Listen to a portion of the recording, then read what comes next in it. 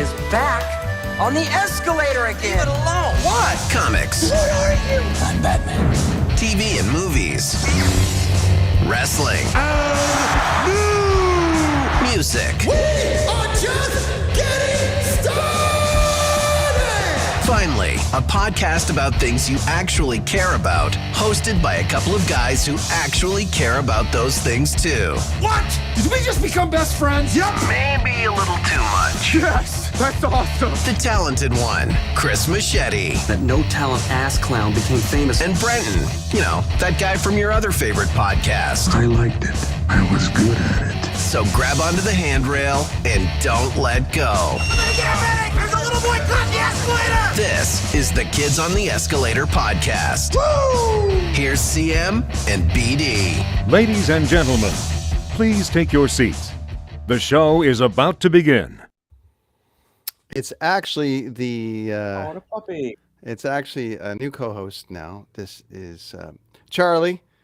Charlie the Wise is now is now part of the clan here and has decided to make his podcast debut right about now. So I just thought I'd bring him in to the mix and say hi and welcome to the show, everybody. That's Charlie. Hi, puppy. Hanging out. He's our new buddy, and he's been pretty rad this weekend, just doing his thing. So yeah. Hi, Charlie. puppy. Charlie. How Charlie the Wise is 11 weeks old. So nice. She's a 11 puppy. weeks old. Yeah, he's pretty awesome. And House broken? like- Can he pee outside and everything? well, there's a whole thing there. Oh, We got to do the whole Okay, never thing. mind. There's like there's the peeing outside and the inside. He is peeing outside. I mean, this is not going to be very exciting for the listener. it if was I just put a the dog- yes or no kind of thing, right? Yes. Maybe if I put the dog on the screen, everyone Hello, puppy. will be like, okay, yeah, sure. Anyways, this guy, he's peeing in the house once or twice and a little poo, but he's mostly rocking outside right now. Good. And he's Good. pretty awesome. He's pretty Good awesome. dog. So, yeah, he's all right. Good dog. It's a new addition. Anyway, it's been a busy weekend. How are you? What's going on? Woo! We're into Awesome. it, man. I'm moving and shaking, man. Just lots of work, drawing. Had the folks over for dinner tonight. It was great. I'm still drinking some of the beer my dad left. Thank you very much. Got 2 Coors Light left Gracious here. So that was Gary. very nice. He left me some beer, which is great. My wife did a pot roast, classic style, with There you baked go. potatoes or mashed. Anyway, old school dinner was great. Warm here today. Yeah, you guys are all got. Well, our guest today lives in Perma-Warm, and we've been warm. He's in LA. I'm in Vancouver, which is been summery up until 2 days Yeah. ago. So now it's starting to rain, and we're getting the whole thing. But man, it's been like like fires and shit, and you Yeah. guys are getting like all the good stuff there. So And your It's hockey good. team. And your hockey team sucks. holy shit. I mean, how terrible. And I'm in part of a hockey pool, and it's just the way you had to pick things. It was like the best player in each of that bracket happened to be a Canuck. Right. Like, it's like Horvath. Oh, man. I had JT Miller last year, 100 points. He's basically got 2 points so far. I had, Quinn Hughes out for 3 weeks. Like every single time it was my turn to pick, like the best guy in that bracket was a Canuck based on last year's stats. So I took him, and I'm hurting, man. Wow. And then the Leafs were listening to our last broadcast because they turned it around. They toughened up their ladder. Listen to me and Buddy there, man. I've got from the Leaf podcast there, right? Yeah. Rob Furnish, yeah. Rob, yes, my bro, Rob. Yes. Hi, Yeah. Mel. How's it going? Cheers, Yeah, Mel. it's been like it's been pretty. Who we got here? You got Mel. Hey, Mel, back from last week. Hi, Mel. How are Hey, you? Mel. There we go. We're about to do the horror movie. Should we get right into that? We're gonna get right into it. We got our good buddy Juan back on the show. Juan, Got some gadget guy all the way from Los Angeles, Hey. California. How you doing, buddy? Oh, LA. What's- You brought me on after the adorable puppy. I really feel like your show would do much better numbers with just riding the adorable puppy as your guest. That's right. Well, we do what we can. Woo! Look at that. See, Stone Old Bitch Witch is very excited that Juan there is you here. go. Look at this. Woohoo! Atta girl. There we go. Brr, So, that's the vibe. that's right. We last week with Miss Lindley, and she joined, and we talked Chris's 15 to 11 picks of Yes. like top 15 horror movies We of all did. time. Do you want me to recap them real quick? Yes, go ahead. Okay, sir. so we had 15. We had Return of the Living Dead. 14, we had Midsommar, which I watched again, and man, that's a good movie. That's a slow burn, but it's a good movie. The Shining last week. Yeah, it's coming. Don't worry. You know The Shining's coming. We were just discussing that, actually. And then 13 was Poltergeist. The original. The remake is horrible. And part 2, I forgot how bad Poltergeist Part 2 was. That is, if you want to really just be turned off, put on that movie. 12, the original Texas Chainsaw from 1970. Pretty good remake with Jessica Biel. And The Exorcist 11. Or The Exorcist 11. The Exorcist. Number 11 was The Exorcist. I was things at one time. I mean, I know there have been a few Exorcist films, but 11. You know, The Exorcist 1973. That's where we left off at as number 11 with The Exorcist. And that is Brent's number 1, by the way. That was Brent's number 1. It is my number 1, but I haven't seen anything new in a long time, so that might replace things. I'm not 100% sure, but as we go. What's that? I haven't seen Hereditary yet. It's on the list for this year. My daughter, come say hi, Samantha. Hey, Sam, bring Sam on the scene. Hey, hi, Sam. She's got the dog. She's a big horror head, and she wants to see something. So I think we're gonna go see Smile this week at some point. Yeah, I want to check that out as well. And hey, I Ashley's back. Hereditary, yeah. Ash, we're gonna bring Ash back next week as well because she had some homework to do, and I'm waiting to hear how she's gonna do with that. Yeah, so we got the top 5 next week, right? We got the top 5. So Juan, before we get into it, why don't you tell everyone who you are? Remind my friend, who you are. Yeah, and we'll go from there. I'm a big old nerd. Hey everybody, my name's Juan Bagnell. I started in casting in Hollywood and doing voiceover work, and turned that into a career talking about gadgets and consumer electronics and tech politics. And I always appreciate you guys having me on. It was my first love, and it was the first show I ever tried to make on the internet was a movie review podcast. So you guys like bringing it back. For my little Patreon, we're gonna be doing a movie watch along for Halloween, and I was digging through like my archives of like some of my old shows. Just like, oh yeah, 12 years ago I did this review of Trick or Treat. Oh, I'm gonna be talking on a podcast about movies tonight. I'm so excited. Nice, that's a classic. It's so good. And you got a big giant YouTube channel. He's got. I only buy shit. Like after Juan reviews it, I go buy it, and I don't. No one else. He's got the best breakdown. He convinced me to do the last phone that I have, and he did a pretty goddamn good review on this phone, and I've got it now. So there we are. So here we are. I am definitely a tech enabler, and I apologize to your wallet for playing with all the fun toys. Well, you know, those creator people got to do stuff. Okay, sir, based on the last 5 that Chris had said, do any of those land in your top 5 from the first numbers 11 to or 15 to 11? Since you're our guest this week, I guess why don't you give us a comment on some of the ones that you? They're all very good films. None of those would be in my top 5. There you go. Cool. In fact, I mean, like when you're talking things like Exorcist films. I kind of agree. I think I would actually put Exorcist 1 a little lower on the list than, say, maybe Exorcist 3. So, I get very particular about my favorite flavors of horror, but I very much liked where you were positioning some of those in your top 15.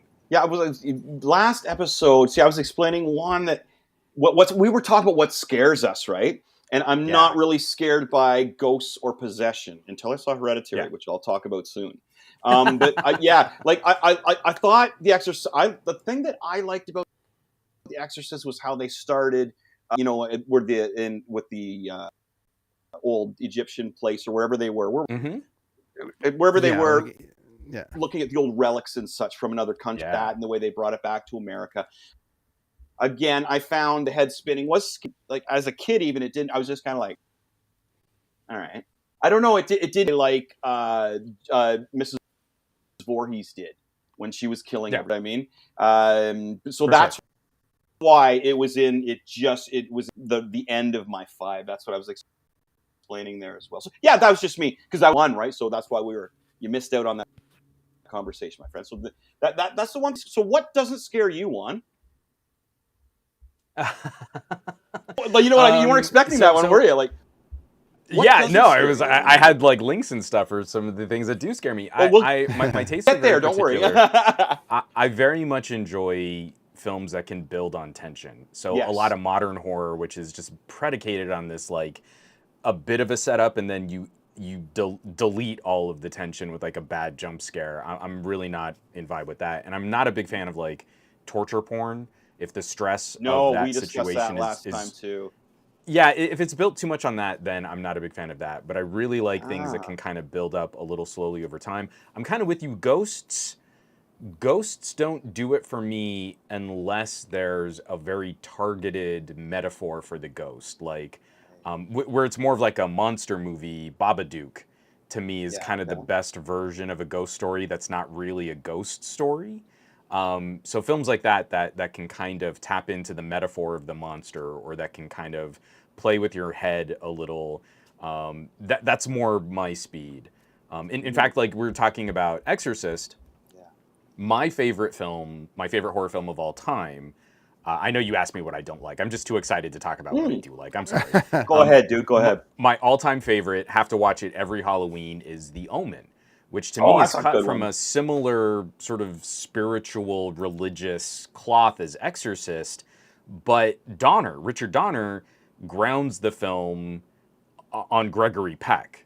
And Gregory Peck is just that strapping old Hollywood, I'm a man and men do what men do and it's the right thing for a man to do, and throws him in a situation that is completely outside of the rest of Gregory Peck's entire career. So the actor feels kind of fish out of water for being in this, like, maybe this kid is the Antichrist kind of story. And I think that gels these two worlds together in a really grounded way. And I appreciate that film. I think that film weirds me out way more than what we get with exorcists and priests and pea soup spraying all over. Right. That's a good point. Yeah. She was a 12-year-old girl. God damn it. I couldn't imagine with the thing and the going upstairs. And she's like, Exorcist gonna die, is very effective, but I always put Exorcist and Omen side by side because if the religiosity of the storyline is something that you vibe with more, you're probably going to veer in the direction of Exorcist. If it's the realism of putting someone in a fantastical situation, I think The Omen ends up becoming a bit more effective. And it's just like it's 6 of one, a half a dozen of another. It's just that horror film fans' particular tastes are going to dictate which one of those vibes is really more effective. Yeah. And again, not the remake. That was with Deadpool, right? That was with Ryan Reynolds? No, it was Liev Schreiber. Liev Schreiber. Oh, right, Liev Schreiber. Okay, he played the Gregory Peck character. Yeah, exactly. Not Deadpool. Yeah. So, not Wolverine. No. So the actor is spot on. It's just I feel those movies were of their time. Poltergeist, I saw way too young. Right? Yeah. And now you would need to kind of make it a period film, but then it's not as effective. And why not? If you're going to make it a period film, why not just watch the original? But it's that same idea. It's I like that Poltergeist point, though. I like the Poltergeist point. Yeah. You should have been on. You got to be. There's so many. You should be on here for all these because my point about Poltergeist was that I loved. It was my first boy-girl party, and we put on Poltergeist. So of course we all snuggled on the floor together and watched Poltergeist. So not only did I love the movie, and it was just great. It was like the clown freaked the hell out of me, and where he's peeling his face off. And of course, when you're a kid, and I love we were discussing that last episode too. Is that so? Part of my choices are kind of when I saw them, how I saw them. So you're saying with The Omen, that is like a total horror period piece. Trying to redo it with today's lifestyle and today's doesn't rules. Work. No, and in fact, I love that though. It only works in the modern era as a satire with the book and the television show Good Omens. Like, satirizing that era works today. I don't think you can recreate that era today. It's tough. So it's I don't know, it's heady stuff. But I want to get into the rest of your list because you've got like 5 more movies. Yeah, Chris has got to go. So we're going to start at number 11 on Chris's list this week. And that is Hereditary. Sorry, and that's Hereditary. Hereditary. All right. The other one by Ari Aster, right? Now, here's the thing that I was discussing about Midsommar. Now, this is kind of a new kind of horror. It's like a folk horror. the basis of a lot of these villains or core horror monsters aren't just a single person. It's like a whole from the past that people are worshiping, old cults that are brought to the forefront of today. And it's kind of like, whoa, so I'm trying not to give too much away of movies, but with the cult aspect and the whole, the old horror kind of deal to it, they're trying to make movies where you're kind of going through it and it's, this is calm, weird, and then what the fuck? Those what the fuck moments where the tension has been building up to. Like in Midsommar, as I was mentioning, you get to an area and you see pictures of the people, and obviously it's a cult, but they're all very friendly people with flowers in their hairs, right? And then all of a sudden there's a moment in the movie you're like, what the fuck? Areas like that times 50. It's just like the movie starts, you're like, and then you're like, bam, what the fuck? And then you turn the corner, this is a little odd. Bam, what the fuck? There's so many what the fuck moments in it. And as I mentioned last week too, Ari Aster is probably the closest you're going to get to a Stanley Kubrick horror movie. Especially the way he does his shots. As someone who has studied Stanley Kubrick shots, look at that. It's just there. You got the two people on either sides there. Very simple shot. He likes to do his Hollywood. These. I'm just hypnotized by this. I don't want. And she did. Whoever that actress is there did an amazing. You want to hate her too throughout the movie. You really. She's from The Sixth Sense, right? What's her name? Oh, and that little girl there. Holy shit! Like that poor little girl. Look at her. She's like. I don't think they. She looks a little odd, right? I get that. That's like. But wow. She. The poor little girl in the movie. Holy cow. I don't want to give away too much, but again, it's kind of. I gotta watch it still, but yeah. the folk horror aspect. That comes into play. And that's a new kind of horror that I'm really enjoying. So I've been going back and looking at some older folk horror movies. I highly recommend, again, any horror fans, you got to go back thinking about some of these slasher flicks. You got to go back to the source, right? And have fun with it. See how many different ways Jason kills somebody. Because he definitely does it different every time.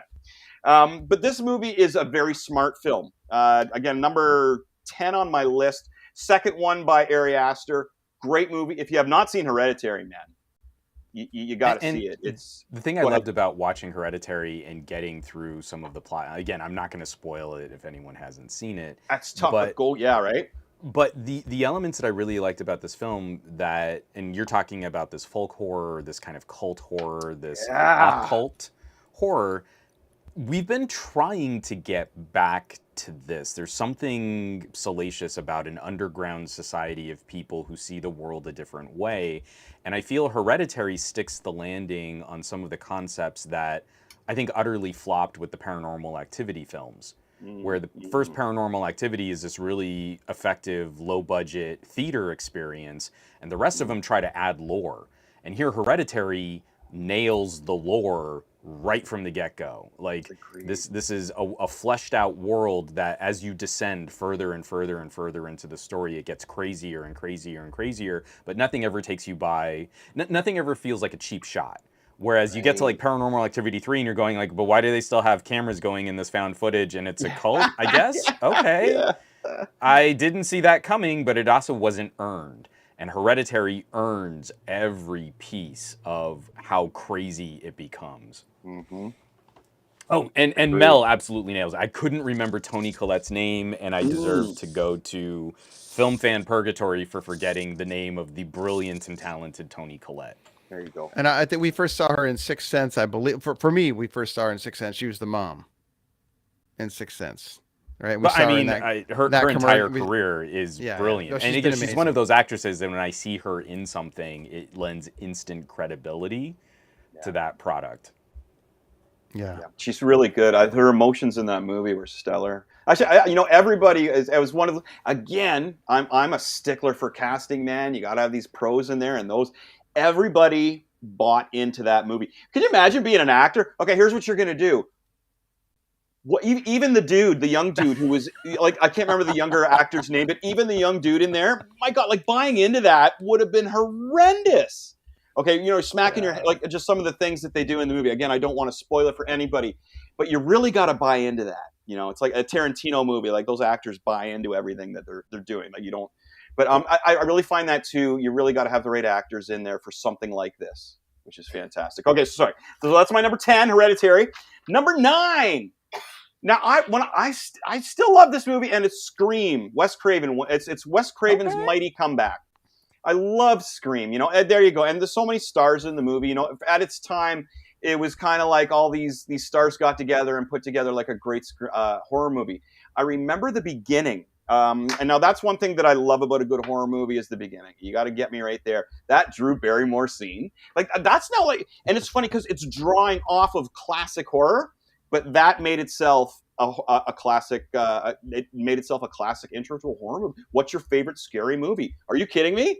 I love that. We hadn't seen anything like that in a long time, to me, like it was like a new take on a horror flick. Like it had the jump scares and everything, but it was, to your point, Chris, it really doubled down on the cliches. You thought everybody was the killer. There was those little camera shots where the guy'd be like, "Oh, it must have been him," or they'd show the boots that were the same as another guy. Like, "Oh no, wait, it's this guy." So you had that whole trying to guess who it was, and the overacting was brilliant. You know, again, everybody bought into it. The overacting was fantastic. But again, the intro to that movie, I thought was really, really good. Because you're watching this, I can remember myself being, okay, there's Drew Barrymore, right on. Okay, well, she's obviously, they're not going to kill her.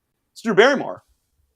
Wow, did they ever kill her? And then, like a spoiler alert, right? And then the family. I was going to say again, spoilers. It's like in the first minute of the movie. It is, right? Now it's someone's going to know what happens in the first minute. Yeah.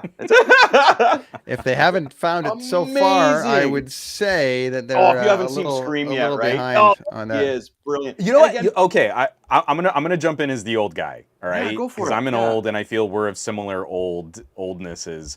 Yeah. You know, my daughter's 7. She's obviously not ready to watch any of my favorite horror films yet, but I have the utmost sort of like anxiousness about her journey because, you know, when I came into being a film fan, I had like a century of film to catch up on.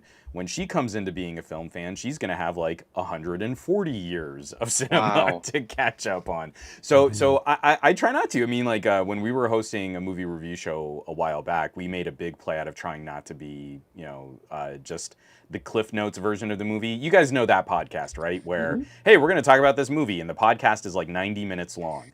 And 85 minutes of it is, and then the main character does this, and I thought it was crazy when this person did that, and then this person says, "Ooh, I'm real creepy," and then like the last 5 minutes of the podcast is, I thought it was a pretty good film, like 3.5 out of 5. You should rent it. And you're like, you didn't give me any opinions. You just read me the plot of the film for almost as long as it took to just watch the movie. That's not commentary. Right. So if anyone out there hasn't seen Scream, I'll be the old guy to say that's not on you, especially if you're younger. You've got a lot of movies to catch up on, and take your time because it's a wealth of cinema at your disposal. Yeah, it was fun, and it was a cool thing for our generation to. At that point, I mean, we'll get into all that, Chris, because Chris loves, you know, Blair Witch and a few other things. But there was a point where we that was the one I showed my daughter. She tapped out. There's a bunch where we didn't go to the movies, and then there was a bunch of years when all we did was go to the movies, like because everything cool was like there was such cool stuff coming out around that late, like mid '90s to late. Kind of 90s into the 2000s. There was some really cool, there was some terrible stuff, but there was also some really cool stuff. Just before the internet took over, man. Just before and I thought internet Scream was over. just that nice, you know, Scream was that cool kind of thing. Yeah. And without Scream, we lose like an entire new genre of film. True. I believe Scream is the prototype for a deconstructionist film because it rides the line of being what it's about and also satirizing what it's about. And without Scream, I don't think you can make a film like Shaun of the Dead. Without Scream, I don't think you can make A Cabin in the Woods. You know, a movie that is self-aware of its own premise, but at the same time is celebrating the genre that it's also satirizing. And it's really a very special moment in horror cinema to ride that, to stick the landing on that. Because it could have ended up just being like, one of those wacky, like scary movie clones. You pitch this movie, hey, they know they're in a horror movie and they're in a horror movie and it's about horror movies and the characters talk about horror movies. And then someone else in the back of the executive room goes, oh, well, we'll cast Leslie Nielsen. Like you can totally see where Hollywood would try to do that. It takes someone like Wes Craven definitely. making the real movie about what the movie's about inside the movie, talking about movie. I mean, that is such a head trip to know that hadn't really been accomplished with that kind of deft filmmaking attention to detail before Scream. And you think about the guy, you think about like the to your point, someone in that oval table would have been like, I don't know if we can do that because we don't want to break the fourth wall. We can't, now Deadpool's whole series is based on breaking the fourth wall, right? So it's just funny. It's just funny how it did. It's not that we don't want to see it; we want to see it done well, and that's tricky. Yeah. But when you do it well, you get Scream, and it redefines horror as a genre for an entire generation of filmmakers. Yep. All right. Yeah. So that's my number 9. All right. Now we're gonna go in the way back. I'm gonna grab The Thing from 1982. This movie. Again, there is a prequel to it where they do go to the Swedish, where the whole ordeal started. I loved the movie that I loved because when I was younger, I watched it, and it just, it's one of those ones where you're guessing what happened, what the whole is, where did this come from? So your imagination plays a big role in it. And you find, like, I don't want to spoil. Well, this is a real classic. A full extraterrestrial angle. I love that. Any kind of classic movies. Excuse me, dirty. And of course, every act is amazing. Everybody bought into this. I thought it was really well. And for the time, look at that. That's great. For the time being, the special effects they were pretty rad.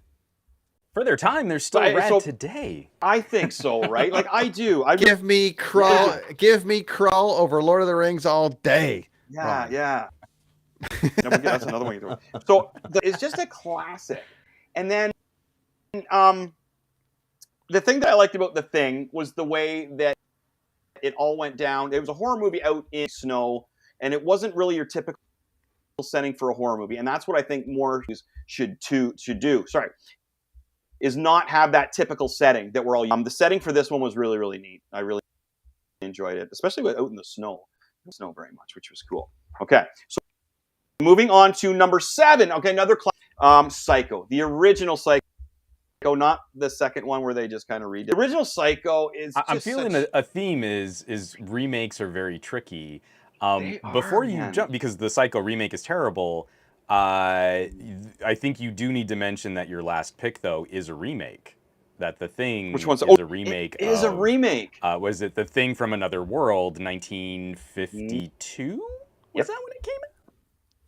I think so, right around there, yeah. Yeah. I feel in the theme of remakes and reboots and everything like that The Thing is actually one of the most successful attempts at remaking a film that I think we've ever seen in cinema. And now moving on to your next film, avoid the remake of Psycho like the plague. Yes, yeah.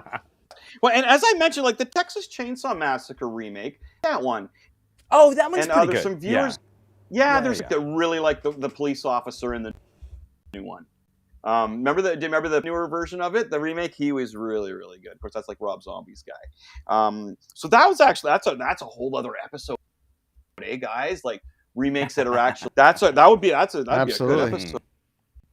But Psycho is just a classic. The first horrors, I think, right? Like that really cracked the mold. At the beginning of this, you start off and you're like, this doesn't seem like a horror movie at all, and then it slowly slides into, again, keep it. Like I feel like I have to justify certain things for it. It's a pure horror movie. You don't know the whole aspect of who's killing people, why people are acting strange. Having it at a motel room is really, really creepy. I think with that, the house is that they have on the set, and again, that's on a set. That's not an actual house, is it, guys?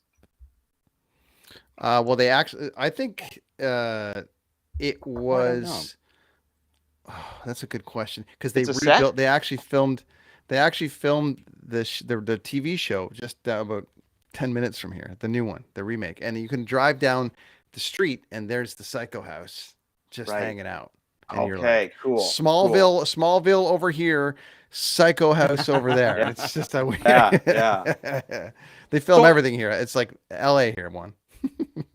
Yeah. Well, the cool thing, That's there was true. a legends, right, in this movie that, you know, you had this creepy guy running the motel, and that really lingers over into movies from there. That creepy guy, as you look into it further, there's somebody up in the window in the house. Scenes were so creepy of just the house and the way he shot it. Now, again, you got to go back to Hitchcock, man. He's like one of the creators of horror.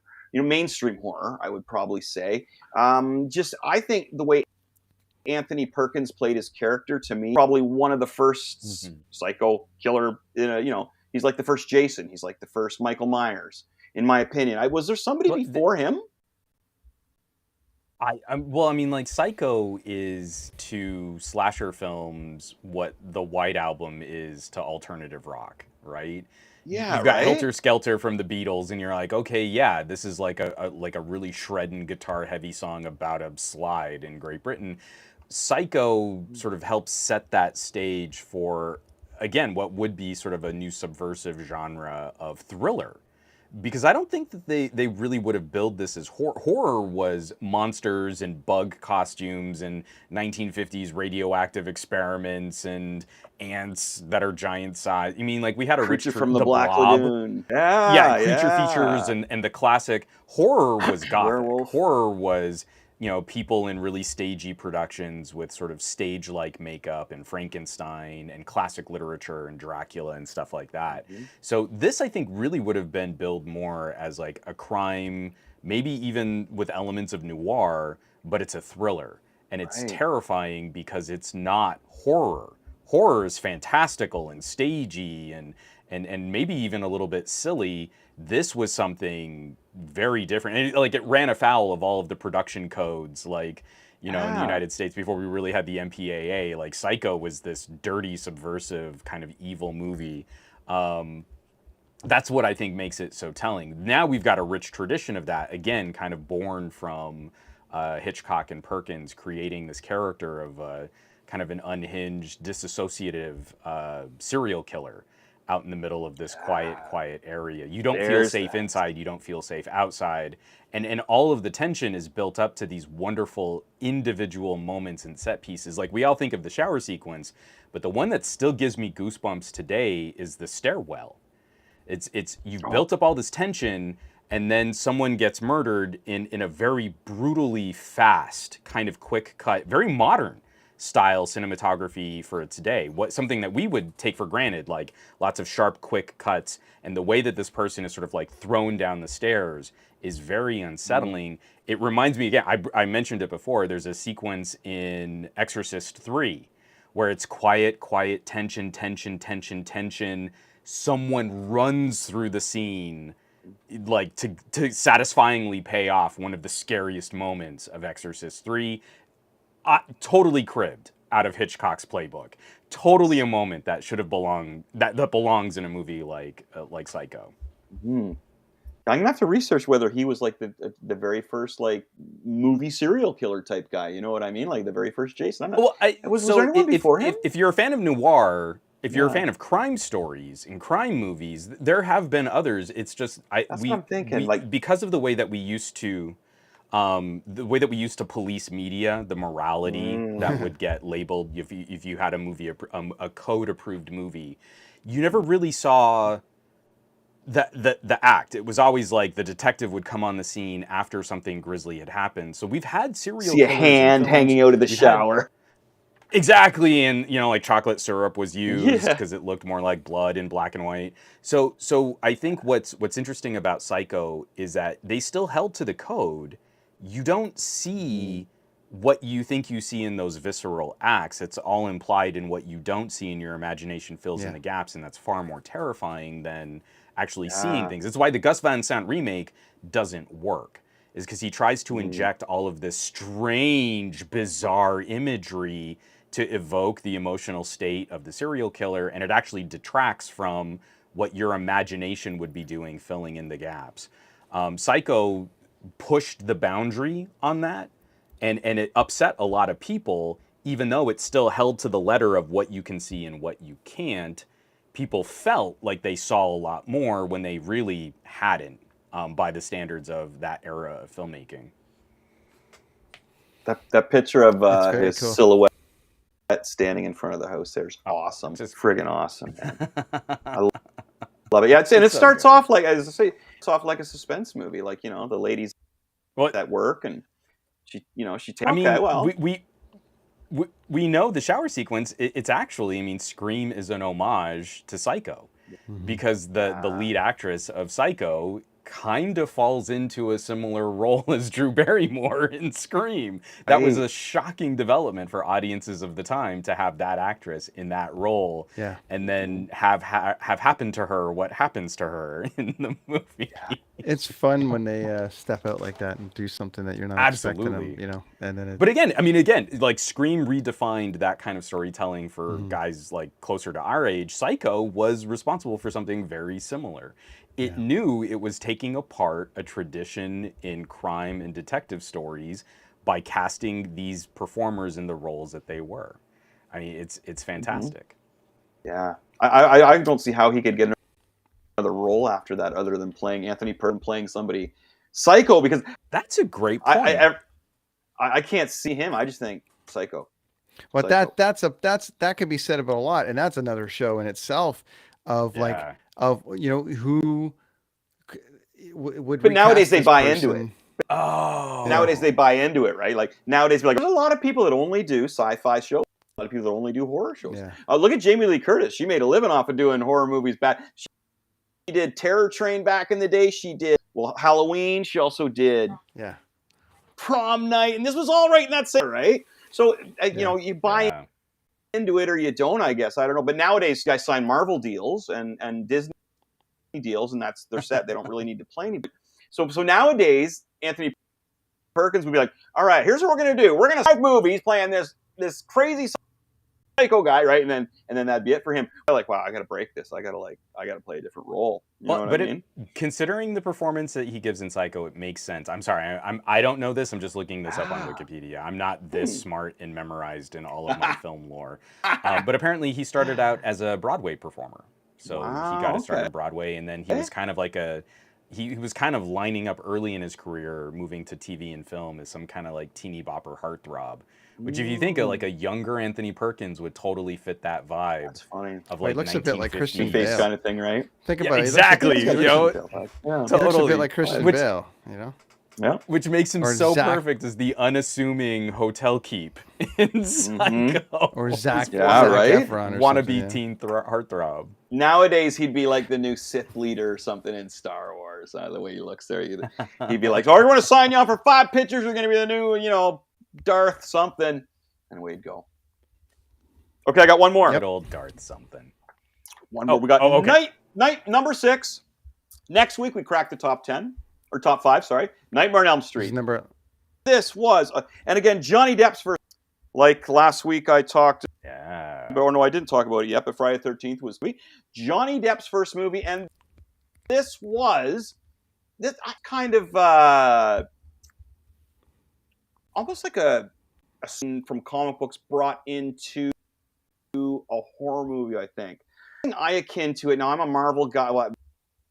Even I had Marvel before Marvel was studios. But Wolverine. This reminded me of Wolverine right off the bat. I was just like, and this guy's a villain. And then you see him.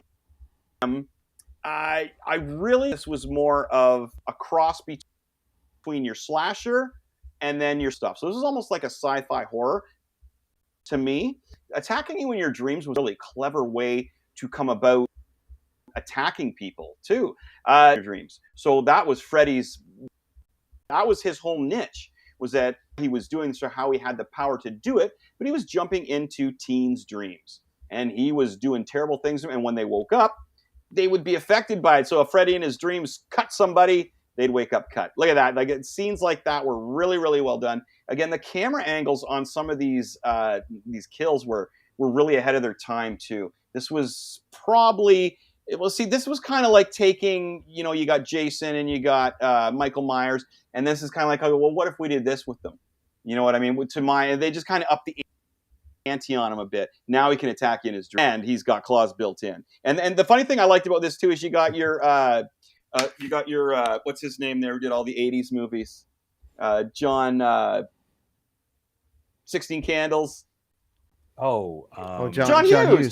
John Hughes. You get the John Hughes neighborhood, and it's in the 80s too. So you come into the movie and you're kind of like, oh, yeah, they're right there, right? It's like 16 Candles could have been filmed here, or all those. But it's not. It's the totally different kind of spin on it. You weren't out at a camp somewhere. It wasn't Halloween night.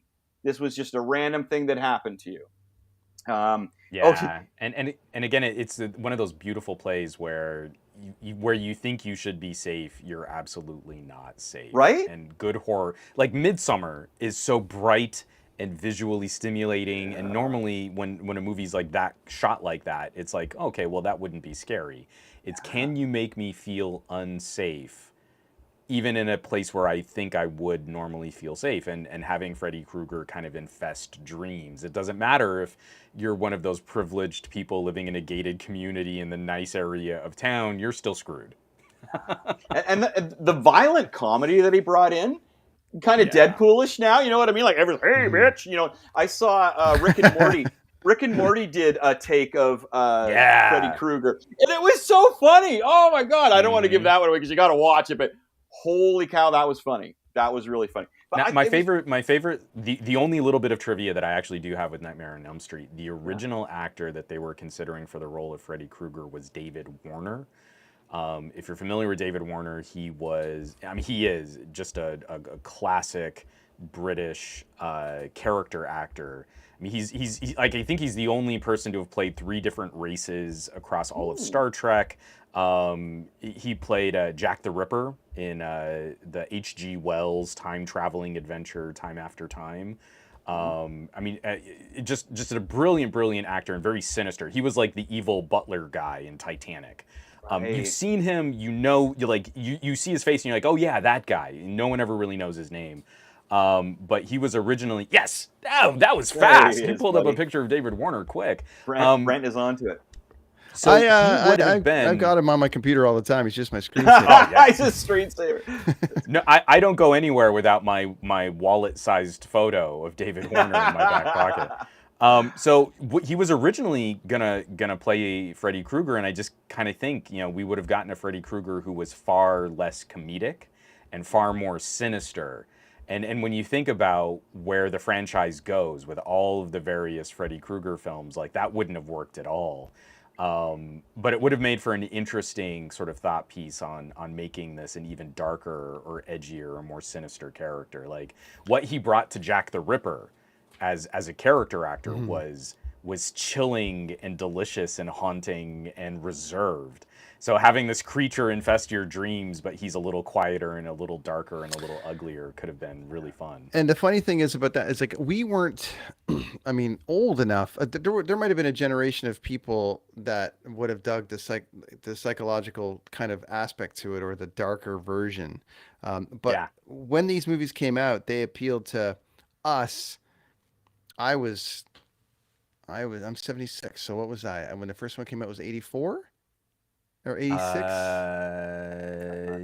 I think so. But anyways, and I think it was 84 or 85. Yeah. So when I was really diving in, which was 12, into that sort of 12, 14-year-old kind of, or maybe 10 to 12 kind of whatever. There's no way I'm sitting there watching a psychological horror movie. No. You're watching. No, it wouldn't work, right? You're watching this funny and the one-liners and all the things. Yeah. It's like you're like at that age, you're at that age, you're terrified by the one-liners and all of it's like, whatever, because you had Schwarzenegger and Stallone doing, silly one-liners over here. And then you had this guy going, what a rush, I'm glad you phrased it that way because I feel like if they had gone with David Warner, it would have been like 15 years too early. Like David Warner in the role of Freddy Krueger would have felt a lot more like John Doe from Seven, right? You need to actually have a movie that shocks you like Seven to change what horror is or what a thriller is. Psycho changes what a detective but you could do it noir now because we're all grown up. So we're all grown up, and the new kids are into this stuff. So you could do it now without the one-liners. I think you could make a I don't think you can. I think you can make Chris, a very evil, so what did you think of Jackie Earl Haley in the remake? Like it. I don't think it works. I didn't like it, but I just didn't like his casting. I didn't like his casting. I think the thing about Freddy is he's not that. Well, if you look at Jason and Michael, and those are the ones he's with, they're quiet. Say anything actually. They don't say a word. So he is like the literal opposite of these guys. He attacks them when they're sleeping. He enjoys what he's doing. Totally. Whereas the other two just feel like they're compelled to do this thing. Right? Freddy kind of enjoys it, which makes him so much worse. It's a revenge thing for Freddy, right? Like, and he takes it in a way that this is going to be fun. I'm going to enjoy this. He was just perfect. Robert Englund was perfectly cast for that. And maybe that's just because we love it so much. But I mean, there isn't, up until you get to like number 5, the first 4 are great. They really are. Yeah. Dream Warriors was killer, man. Dream Warrior one, we're like, Toque, man. Yeah. I loved it. And number 2 might have been like whatever. Number 4. Number 2 plays with some themes that don't follow through the rest of this series. No, you're right. You're right. That might have been the one that slipped a bit, but I didn't. I feel like that one, yeah. I didn't hate but then it. You get back to like New Nightmare, and it's like, man, you can revive this in a way that is so clever and is so present. A film of its time, then made for another time, and then like Scream, a movie about a movie that knows it's in a movie that's talking about the movie that it's actually in. Freddy Krueger is the perfect vehicle to stick that landing. I saw some pretty. I mean, number 3 was so great because of the mental hospital. Like, I mean, there was so many things you could do there. Yes. But I remember, because you have kills in horror movies, and everyone, Saw is like, trying to just outdo the thing. But in number 4, when he turns her into a fly, and then she falls into a thing, and then she pops up and her face peels off from the fly paper, and then he crushes the thing. That was, to me, I think might have been one of the single greatest horror movie kills ever. It's just like such a creative way to do it. And that was the 4th one. It was done like it was that we were following that generation. It was like a Nightmare, like Friday 13th, Chris, with like Tommy. So you follow him into it's Corey Feldman, or you follow it 2, 3. You're willing to give it 6 movies at least because Tommy's in there, and you've grown up with Tommy, and right, and then it gets into like. Jason, goes to Jason goes to the nursing home, and Jason goes to this, that. So it kind of lost its thing, but Jason goes to space. That's right. We talked about that last week. Jason X, I just watched that one the other night. Come on, it's a terrible movie. And it's still so much fun for to sure. watch. Well, it's hilarious. It's so it gets to the point where it's just campy, right? Right. I love when you're getting into like cyborg robot fisticuffs in speed ramp choreography. You're in for a different kind of ride. So that's So that was that. So that's 6, dude. Yeah. So we've got Hereditary at number 10, Scream at number 9. We've got The Thing, 1982. Guess the second one there. Number 8. Number 7, we've got Psycho, and number 6, we've got Nightmare on Elm Street. Which means next week is going to be the top 5. It's the top 5. No. So it's going to be a gore fest of awesomeness. Juan, just in case, availability's moving forward and we don't know what your schedule's like or things can get a little wackadoo. What is your favorite horror movie of all time? Mm-hmm. Oh, so or give us like 3, what? So I did put together kind of like a list of 5 that just to run down films that they're not necessarily horror, but like films that I adore. Obviously, Omen is my all-time favorite. Just it's such a perfect blending of drama and thriller and detective story, and I think it unfolds in a really wonderful way. probably my favorite like jump scare visceral horror film is Wreck. It's the Spanish found footage movie. If you ever watch the movie Wreck, wait until about 2 or 3 o'clock in the morning, shut off all the lights, and watch it from a tablet. Because it feels like a proto version of like YouTube video, really run and gun production, shaky cam. I think it's the only standalone effective found footage movie that's ever been made. But watch it on a tablet, because when you look out at your living room, it's super, super dark, and that can be scary. So then you want to look to where the light is, but then the light is also a scary movie happening, and listen on really great headphones. And I guarantee you Wreck is incredibly effective. You cannot let anything distract you. You can't let anything pop that bubble of suspension of disbelief, but Wreck is incredible. A more recent film, It Follows, I think helps play into... No, not W-E-R-C. Come on, you jokers. It Follows kind of plays into that old horror trope of, like... The virgin is the one who survives the horror film, but this one is more like a monster as a sexually transmitted disease. It's just quiet, and it's methodical, and it takes you back to some of that kind of like kids in peril who can't trust their parents to help them. They won't understand. No one will understand. They're all on their own, and they've got to figure this out.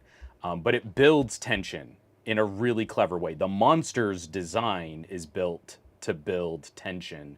And so it's not just your typical big guy with a butcher knife just slashing a bunch of kids up. It rolls through that kind of build up a little bit more effectively.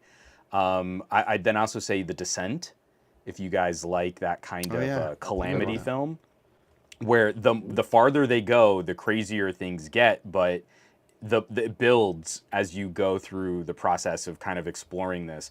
And I love The Descent because it's a team of people who are really good at what they do. And for most of the film, I would say the characters make the right choices. They're none of this like, I know the killer's going to chase me. I'll run down into the basement and then he'll be able to corner me. No, the characters in this film, I feel pretty across the board make very smart choices, but they're way in over their heads. It's just they're completely out of their depth. And that's kind of a pun if you've ever seen the movie. And then my last two are movies that I just find deeply unsettling, even though they're not really horror. Eraserhead by David Lynch. I've never been able to watch that movie from beginning to end in one sitting. It leaves me feeling so unsettled that I've got to break it up. So I've seen the whole movie. I've never watched it in one sitting. And then an old Helen Mirren film. I always butcher this title. The Cook, the Thief, His Wife, and Her Lover is really more of a crime drama, but it has these extremely ghastly elements as the characters as the intrigue between these characters unfolds. You get to the end, and it's a pretty vile ending. And again, it doesn't just come out of nowhere. It's not just like, oh, and now here's something shocking. I can't remember when this movie was made. I want to say it was made in like 88 sure it's not or the 87. Queen, the Queen 2? No? It's not Helen Mirren. I mean, but again, Helen Mirren has this incredible career of making like high art and also rancid pulp. Like Helen Mirren is just incredible. But this film kind of takes this crime trapping of infidelity and sort of business. I don't know what word I want to use there, but kind of mafia style organized crime. And like puts it in this setting that at once feels stagey, like it could be on stage, but by the time you get to the end of it, you kind of want to throw up.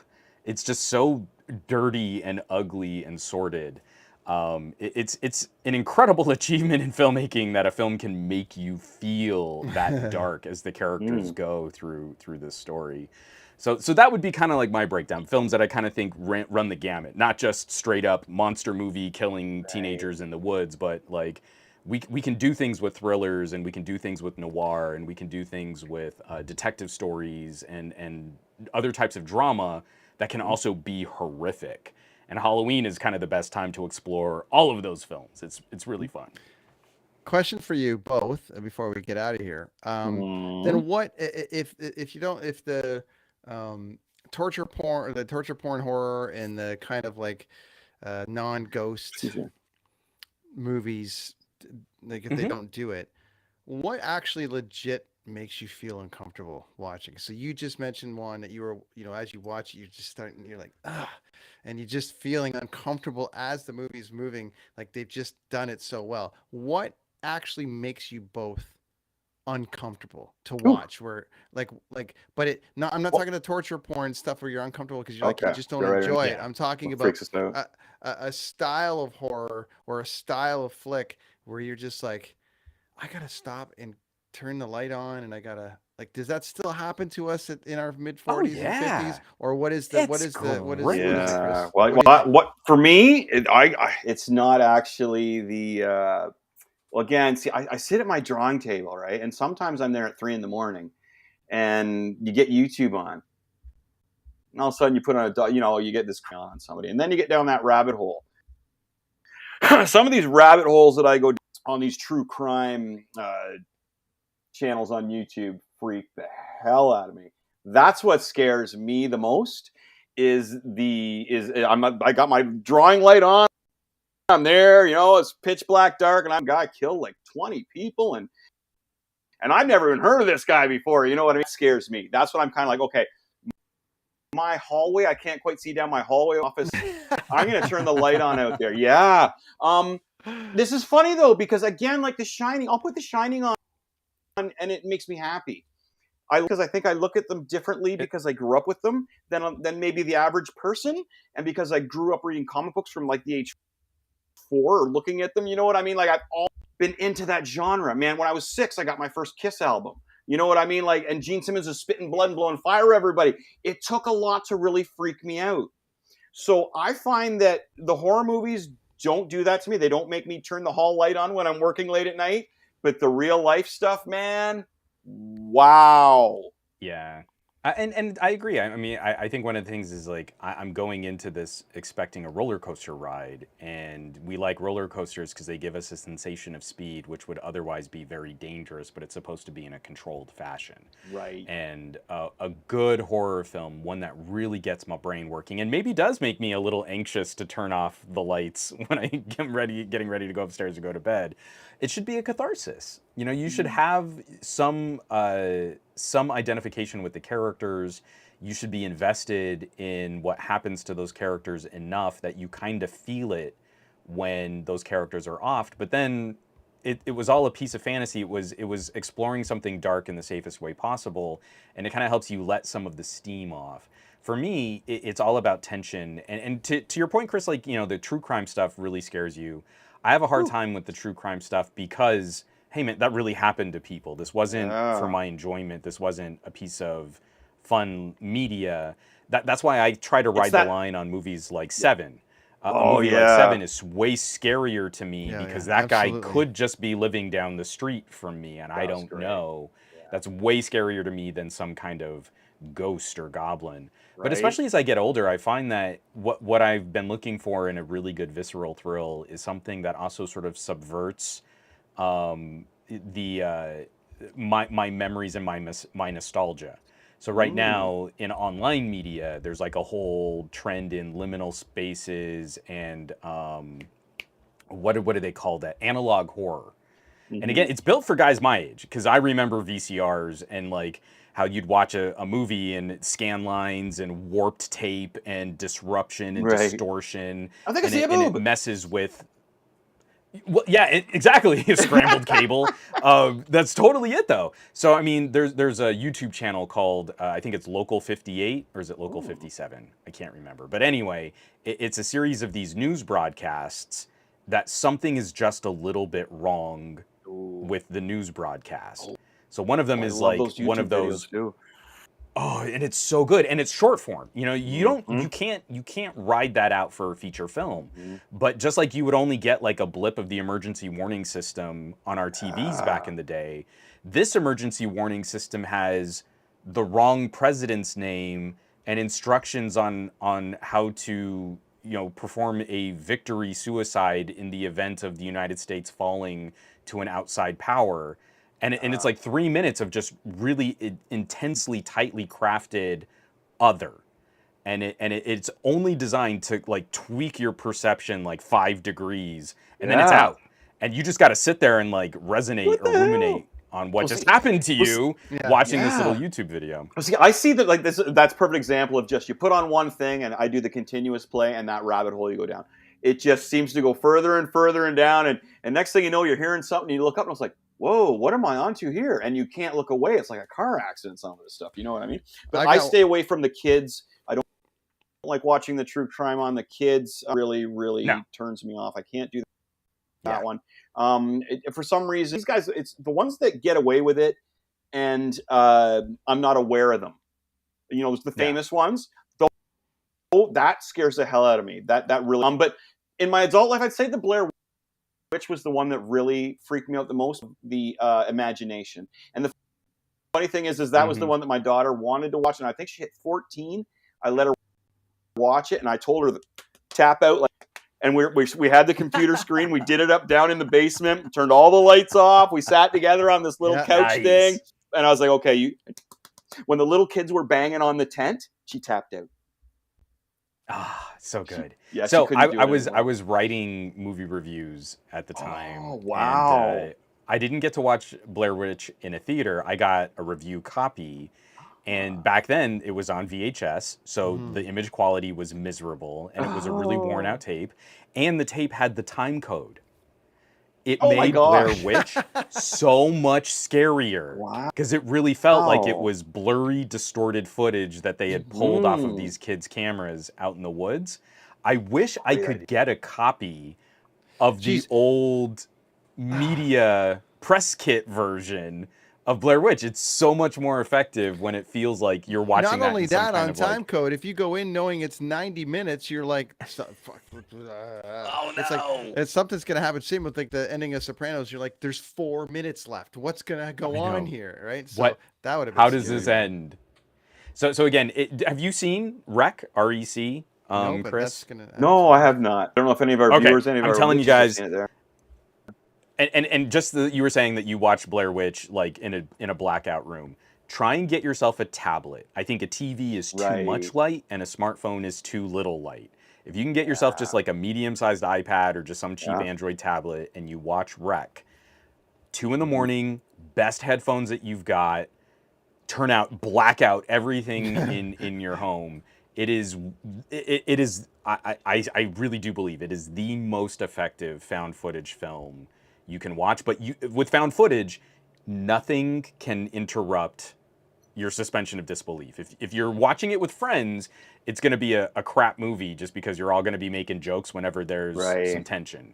It's like Paranormal Activity only worked in a theater because you kind of had to shut up and just be scared with other people around you. REC is kind of built on that similar bubble of disbelief, and it's so easy to pop it. But if you do the tablet trick, I guarantee you're in for a great ride. Deal. I've got one for you, Juan. Before we let you go, and hopefully you'll come back and talk. Hopefully you'll come back and talk to us about this subject. You said you're a Seven fan. I am as well. I agree very much with you that it's one of the scariest movies ever. And there's all these theories that it's actually there's all this other stuff that it's like Gotham. That's not that. Totally really cool. It's this whole other thing. Yeah. But here's one a show that I think we could do, which is like Chris loves like going in on The Shining deep about like you know, like all the different things and all the rest of it. I'm not necessarily talking about conspiracy theories about movies, but movies that aren't what you think they are. And after we leave this conversation, and I tell you that Somerset actually might have been the killer in Seven, I'll just let you go down that rabbit hole. Oh, okay. All right. Morgan Freeman might have actually been the killer because in the DVD version of it, he actually shoots John Doe while Mills is he actually shoots him and says, "I'm retiring." And there's all this theory about how come Mills is wealthy and this guy. Somerset. I like it. Go into it. Okay, I'll check that out. I don't. We'll have you back. We'll have you back for a little bit of conspiracy theories. Bringing me back on to talk about Seven. Chris has got a brand new show coming soon, all about conspiracy theories and stuff. So we're gonna do that MK Ultra, dude. Yeah, we're gonna do I want to do the MK Ultra to start it because the Montreal is just up the road from me, and that is where I'm not sure, and that is where apparently it's still going on. Apparently, I got some cool on that. Apparently, it's still going on. But there's guys on YouTube now. They're in their 60s and 70s, and they're like telling about how they were giving them cups full of acid, LSD, and there's video footage of it and stuff I found. So it's really interesting. I love that kind of stuff, especially when it's just up the road from me. Right, you can just go visit. Just we could do a whole show in LA. It's pretty rad, pretty rad. That'd be cool. But I love conspiracy theories, man. And I'm not here to judge, as I said. Listen to people's opinions. It's cool. SomeGadgetGuy.com. People can find you there for all the things. Tell us one last time before you go. And we're not letting you out of here unless you show us one really cool thing that you're talking about right now. Oh, man. Okay, so SomeGadgetGuy.com, SomeGadgetGuy across all social media in the YouTubes, Patreon.com/SomeGadgetGuy. One that's kind of up your alley, especially since you have that Samsung that doesn't have a headphone jack. I'm almost finished, and I'll be putting out a review on this. This is the iFi Griffin. This is a $600 portable DAC amp. This is one of the most fun audio products I've reviewed in a while. It's inputs and outputs and beautiful sound galore. So especially as we're now getting all these music services that offer premium, super high quality audio, we don't have headphone jacks to plug our nice headphones into to listen to that super high quality audio. So products like this help take some of the sting out of, getting all the music you pay for and really, really properly driving good audio equipment, like some really nice what it does have now, earbuds, though, instead of a jack, it's got a fancy little stylus pen. Look at that. It does. The stylus is great, but I can't shove the stylus in my ear and hear. It's very my Pink frustrating Floyd. to me that I can't do headphones, but I mean, it's adapt or die. That's what they say in Moneyball, right? Adapt or die. Well, and at least with something like this, you can use it with a variety of other products, not just your phone, and your headphones will very much enjoy being properly powered again after you were rocking that LG, which had a really good DAC in that phone. It was amazing. This one's awesome. So good. Nice. Juan, hopefully you'll come back, buddy. I really appreciate you making the time to come today. The full hour, everything was really awesome. Yeah, thanks, man. We'll be back next week, but we'll put you out, Juan, if you want to stick around for 2 minutes, and then we're gonna wrap up the show. So just sounds good. I'll hang tight, brother. Oh man, wait, so The Shining and I don't think I've seen Prophecy. Lonnie, have we seen Prophecy? The Prophecy? Is that an older movie with Christopher Walken? The Prophecy? It is? Oh, Prophecy is good times too. You haven't seen Prophecy? No, I might have. I'm just. Is that Christopher Walken in that one or no? Yeah, that's Chris Walken. Might be. It is that one. Okay, I haven't seen it. No, okay, we're gonna check that out. Christopher Walken, yay! All right. Well, if it's got Christopher Walken in it, man, it's got it. Yeah. Okay, sorry, I just had to ask that. I like bringing Juan back in and out. We're checking to see if every now and again he's smiling. Hey, we're checking to see if you're gonna light up a great big stoner there. So, anyways, we've got a huge thanks to everyone that joined us this week. Everyone was very active today. Thank you. I think what we'll start doing, I mean, if it hits during we're talking about, obviously we'll drop in here. We want your comments to be able to make it into the show, but every now and again we get on a rant here, so we want to. And sometimes I'm having a sip of beer. That's right. So everyone that came by, we really appreciate it. And yeah, thanks. Thanks, stoned old bitch witch. I'm stoned too. That's right. Miss Lindley. Ashley, you got some homework you did. You got to come back and next week for our top 5 to tell us all about it. Maybe if Juan's around, he'll have a new top 5. He can come by too. We'll invite everybody. They can all come by and talk about it. We have our top 5 leading into Halloween. I got the top 5. Holy crap. Coming up next week. Plus, Chris and I are going to talk into hockey there. Probably because maybe my team out here will actually have a win for once. I don't know. Let's do one. Let's do one more. Watch Prophecy. Let me know what you think. Okay, deal. You know what? Deal. I am going to watch that tonight if I can find it. Hopefully it's on available. I have a lot of. It'll be on something. I'm sure. I'm gonna go do the thing with the dog. I got to go do the thing with the bathroom. And that's the Kids on the Escalator podcast for another week. Thanks for friends at DeanBlundell.com. And thank you guys for listening wherever you get your pods. Check out SomeGadgetGuy.com. I go to him for all my shit.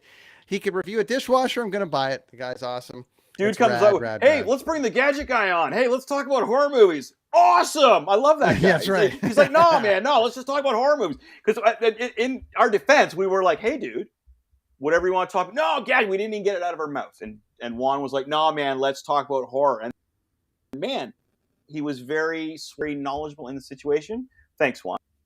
And thanks, That's everybody what's on. who That's tuned what's in. on his website too. He's very suave, and he's very knowledgeable. But Is it really? Yeah, yeah. It should be. Anyway, my mom and dad, thanks for coming by for dinner. Dad, thanks for leaving me a couple beer. Yeah, peace and love, right? Gracious Gary, Dangerous Dorothy. Party on. Good to see you. Excellent. Good times, Wait, everybody. sorry. Yeah, the Wayne was up. Wayne was up. Sorry, Wayne was up. So you know Wayne, right?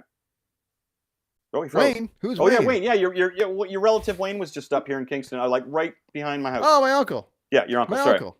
Well, hi Sorry. to him. I don't Yeah. know if he has internet in Caesarea. No, but my hi folks to are him. hanging out with him. I just let you know he's just to pass on the message. He says hi and he's doing well. Excellent. Don't work so much. Impossible. Just passing on the message. Good times. Rad dudes.